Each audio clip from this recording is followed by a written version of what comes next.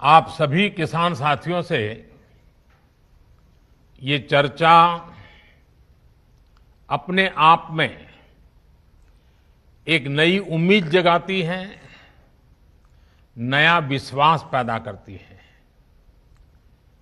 आज जैसा अभी हमारे मंत्री श्रीमान नरेंद्र सिंह जी तोमर बता रहे थे, आज भगवान बसवेश्वर जयंती है, परशुराम जयंती भी है।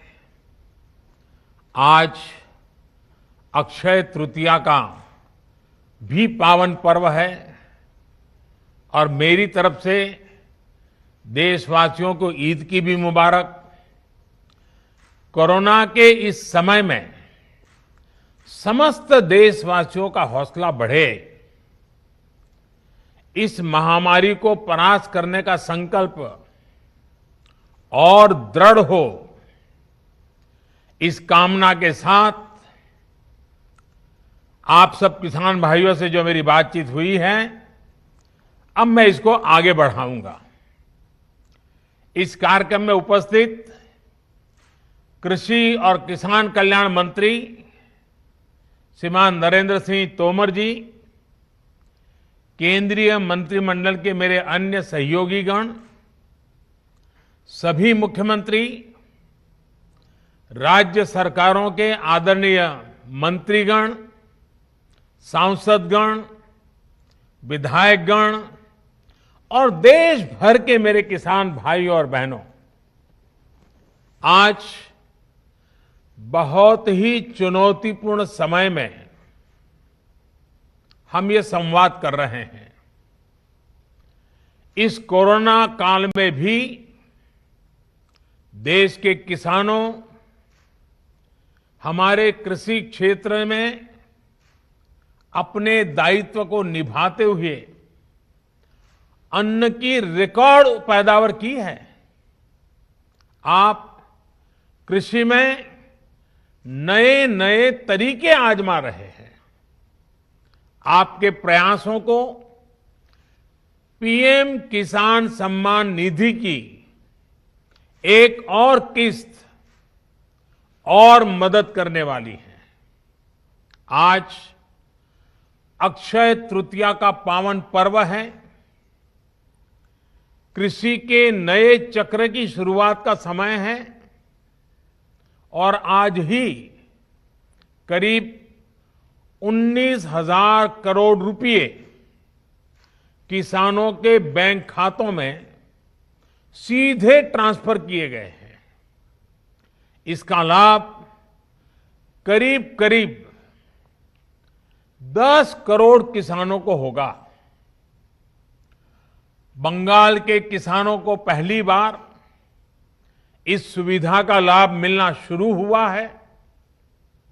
आज बंगाल के लाखों किसानों को पहली किस्त पहुंची है। जैसे जैसे राज्य से किसानों के नाम केंद्र सरकार को मिलेंगे, वैसे वैसे लाभार्थी किसानों की संख्या और बढ़ती जाएगी। साथियों, पीएम किसान सम्मान निधि से विशेष रूप से छोटे और मझोले किसानों को अधिक लाभ हो रहा है। आज के कठिन समय में ये राशि इन किसान परिवारों के बहुत काम आ रही है। अभी तक इस योजना के तहत देश के लगभग 11 करोड़ किसानों के पास लगभग 1,35,000 करोड़ रुपए पहुंच चुके हैं। मतलब कि 1.25 लाख करोड़ से भी ज्यादा सीधे किसानों के खाते में, कोई बिचौलिया नहीं। इनमें से सिर्फ कोरोना काल में ही 60,000 करोड़ रुपए से ज्यादा पहुंचे हैं। जरूरत के समय देशवासियों तक सीधी मदद पहुंचे, तेजी से पहुंचे, जिसको जरूरत है उस तक पूरी पारदर्शिता के साथ पहुंचे, यही सरकार का निरंतर प्रयास है। भाई और बहनों, तेजी से सीधे किसानों तक लाभ पहुंचाने का यह काम उपज की सरकारी खरीद में भी बहुत व्यापक स्केल पर किया जा रहा है। कोरोना की मुश्किल चुनौतियों के बीच जहां किसानों ने कृषि और बागवानी में रिकॉर्ड उत्पादन किया है, वहीं सरकार भी हर साल एमएसपी पर खरीद के नए नए रिकॉर्ड बना रही है। पहले धान की और अब गेहूं की भी रिकॉर्ड खरीदी हो रही है। इस वर्ष अभी तक बीते वर्ष की तुलना में लगभग 10% अधिक गेहूं एमएसपी पर खरीदा जा चुका है। अभी तक गेहूं की खरीद का लगभग 58,000 करोड़ रुपए 58,000 करोड़ रुपए सीधे किसानों के खाते में पहुंच चुका है। सबसे बड़ी बात ये कि अब किसान जो उपज मंडी में बेच रहा है, उसको अब अपने पैसे के लिए लंबा इंतजार नहीं करना पड़ता, परेशान नहीं होना पड़ता। किसान के हक का पैसा सीधा उसके बैंक खाते में जमा हो रहा है। मुझे संतोष है कि पंजाब और हरियाणा के लाखों किसान पहली बार डायरेक्ट ट्रांसफर की इस सुविधा से जुड़े हैं। अभी तक पंजाब के किसानों के बैंक खाते में करीब 18,000 करोड़ रुपए और हरियाणा के किसानों के बैंक खाते में 9,000 करोड़ रुपए सीधे उनके बैंक अकाउंट में जमा हो चुके हैं। अपना पूरा पैसा अपने बैंक खाते में पाने का संतोष क्या होता है, ये पंजाब और हरियाणा के किसान भी अनुभव भी कर रहे हैं और मुखर होकर बोल भी रहे हैं। मैं सोशल मीडिया में इतने वीडियो देखे हैं किसानों के, खास करके पंजाब के किसानों के, कि इस प्रकार से उनको पैसा पहुंच जाना और वो भी पूरा पूरा पैसा पहुंच जाना, उसका संतोष इतने उमंग के साथ वो बता रहे हैं। साथियों, खेती में नए समाधान, नए विकल्प देने के लिए सरकार निरंतर प्रयास कर रही है। जैविक खेती को बढ़ावा देना ऐसा ही प्रयास है। इस प्रकार की फसलों में लागत भी कम है, ये मिट्टी और इंसान के स्वास्थ्य के लिए लाभदायक है और इनकी कीमत भी ज्यादा मिलती है। थोड़ी देर पहले इस प्रकार की खेती में जुड़े देश भर के कुछ किसानों से मेरी बातचीत भी हुई है। उनके हौसले, उनके अनुभवों को जानकर मैं बहुत उत्साहित हूं।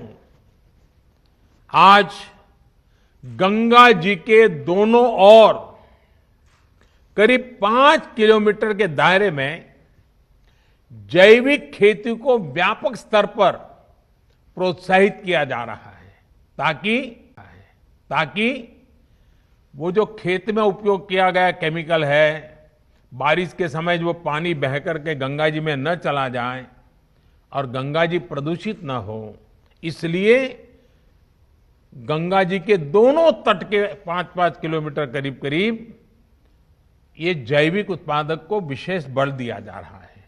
ये जैविक उत्पाद नमामि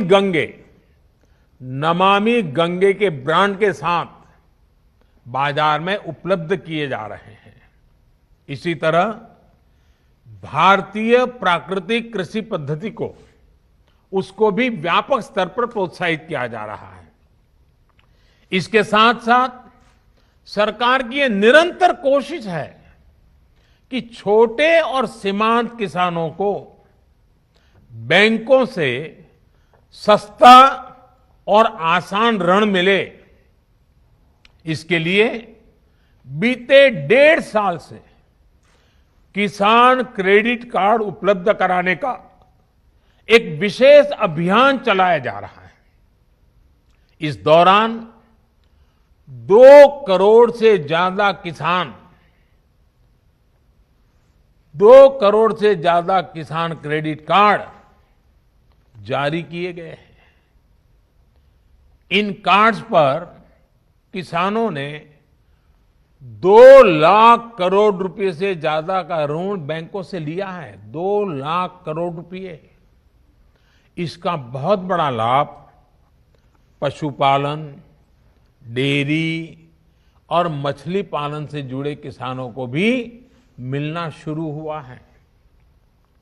अभी हाल ही में सरकार ने एक और अहम फैसला लिया है और मैं चाहूंगा कि मेरे किसान भाई बहनों को ये सरकार के निर्णय से खुशी होगी, उनके लिए ये बहुत लाभकर्ता होगा।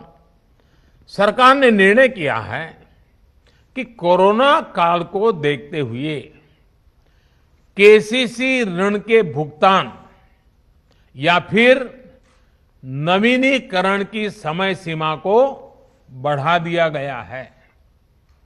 ऐसे सभी किसान जिनका ऋण बकाया है वो अब 30 जून तक ऋण का नवीनीकरण कर सकते हैं। इस बढ़ी हुई अवधि में भी किसानों को 4% ब्याज पर जो ऋण मिलता है, जो लाभ मिलता है, वो लाभ भी चालू रहेगा, मिलता रहेगा। साथियों, गांव का किसान का कोरोना के विरुद्ध भारत की लड़ाई में बहुत बड़ा योगदान रहा है। ये आपके ही श्रम का परिणाम है कि आज इस कोरोना काल में भारत दुनिया की सबसे बड़ी मुफ्त राशन की योजना चला रहा है। प्रधानमंत्री गरीब कल्याण योजना के माध्यम से पिछले वर्ष 8 महीने तक गरीबों को मुफ्त राशन दिया गया था।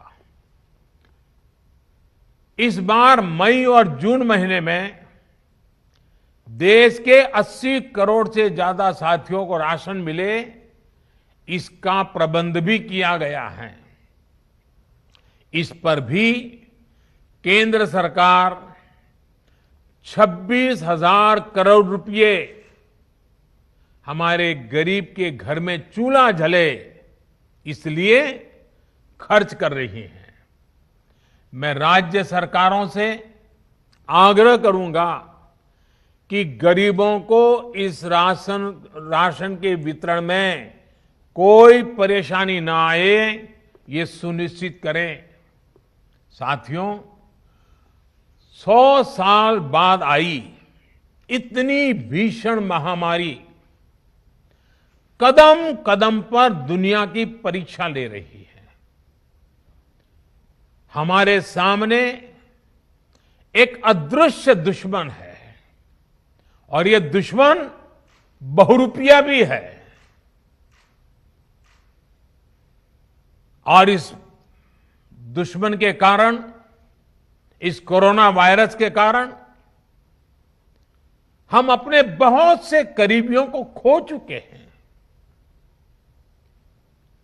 बीते कुछ समय से जो कष्ट देशवासियों ने सहा है, अनेकों लोग जिस दर्द से गुजरे हैं, तकलीफ से गुजरे हैं, वो मैं भी उतना ही महसूस कर रहा हूं। देश का प्रधान सेवक होने के नाते आपकी हर भावना का मैं सहभागी हूं।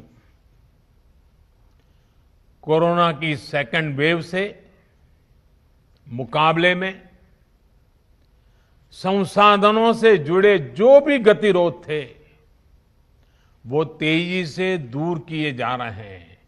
युद्ध स्तर पर काम करने का प्रयास हो रहा है।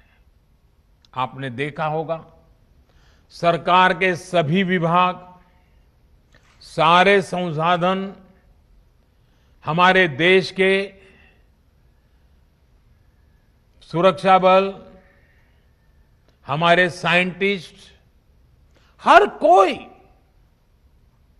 दिन रात कोविड की चुनौती का मुकाबला करने में एकजुट है। देश के अलग अलग हिस्सों में तेजी के साथ कोविड अस्पताल बन रहे हैं। नई टेक्नोलॉजी से ऑक्सीजन प्लांट लगाए जा रहे हैं।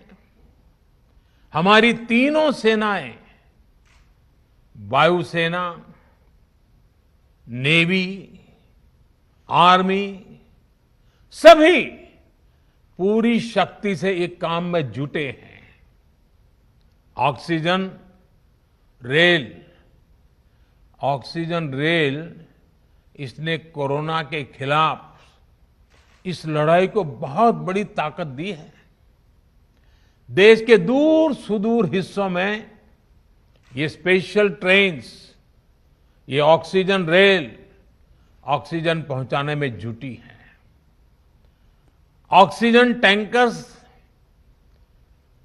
ले जाने वाले ट्रक ड्राइवर्स बिना रुके काम कर रहे हैं। देश के डॉक्टर्स हो, नर्सिंग स्टाफ हो, सफाई कर्मचारी हो, एम्बुलेंस के ड्राइवर्स हो, लैब में काम करने वाले सज्जन हो, सैंपल कलेक्ट करने वाले लोग हो, एक एक जीवन को बचाने के लिए 24 घंटे जुटे हुए हैं। आज देश में जरूरी दवाइयों की आपूर्ति बढ़ाने पर युद्ध स्तर पर काम किया जा रहा है। सरकार और देश के फार्मा सेक्टर ने पिछले कुछ दिनों में जरूरी दवाइयों का उत्पादन कई गुना बढ़ाया है। बाहर से भी दवाइयां मंगवाई जा रही हैं।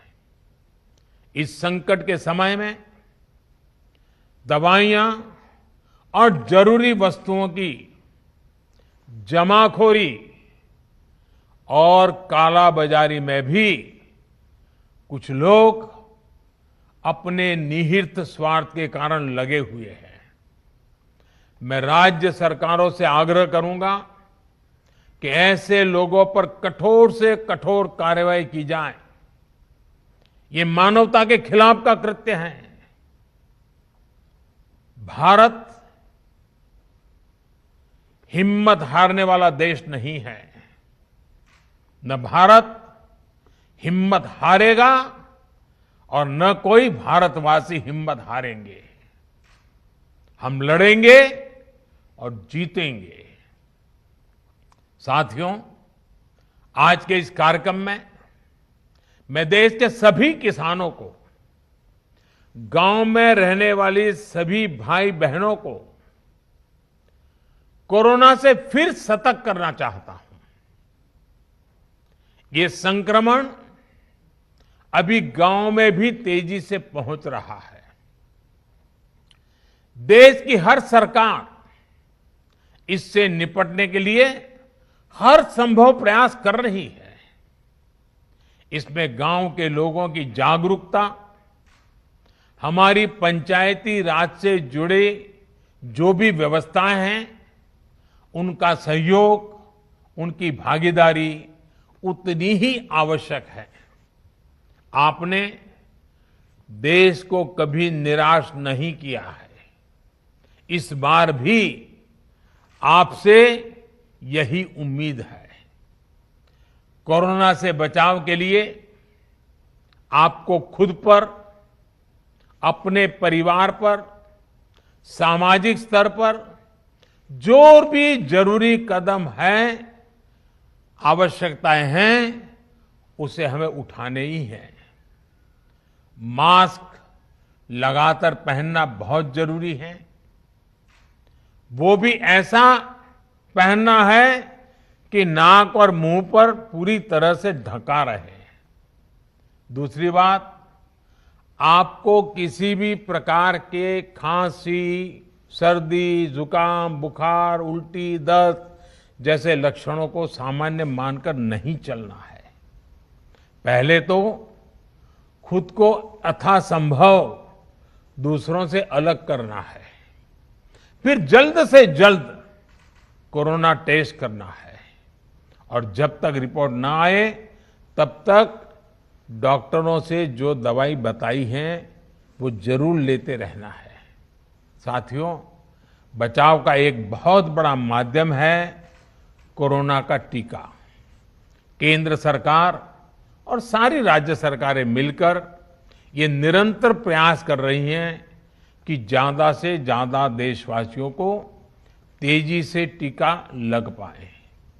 देश भर में अभी तक करीब 18 करोड़ वैक्सीन डोज दी जा चुकी है। देश भर के सरकारी अस्पतालों में मुफ्त टीकाकरण किया जा रहा है। इसलिए जब भी आपकी बारी आए तो टीका जरूर लगवाएगा।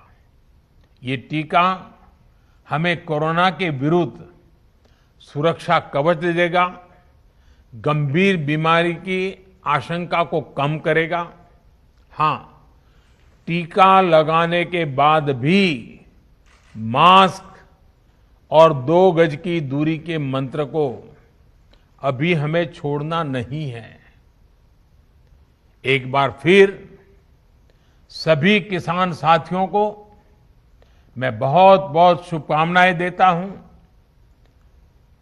बहुत बहुत धन्यवाद।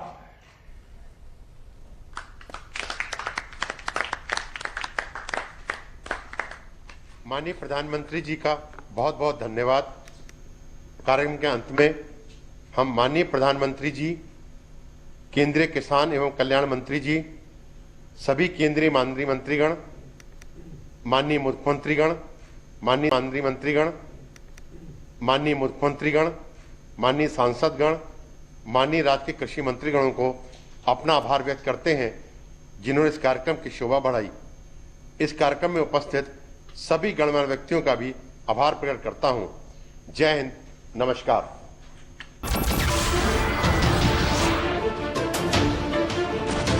नमस्कार, मैं हूं मानक गुप्ता। अगर आपको हमारा ये वीडियो पसंद आया हो तो इसे लाइक और शेयर जरूर करें, और हां, हमें सब्सक्राइब और फॉलो करना ना भूलें ताकि आप देश और दुनिया की कोई खबर मिस ना करें। तो जुड़े रहिए हमारे साथ और देखते रहिए न्यूज़ 24।